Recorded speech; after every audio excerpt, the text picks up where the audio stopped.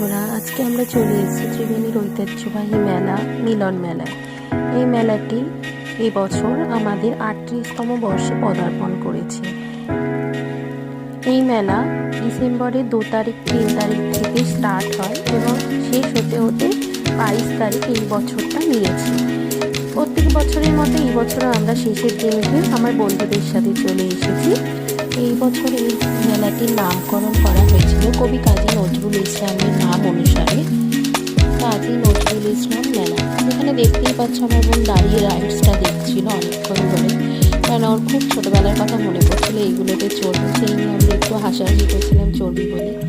কি কথা নিয়ে আবার আমাদের মধ্যে একটা সমালোচনা হচ্ছিল এবং সেটা নিয়ে হচ্ছিল।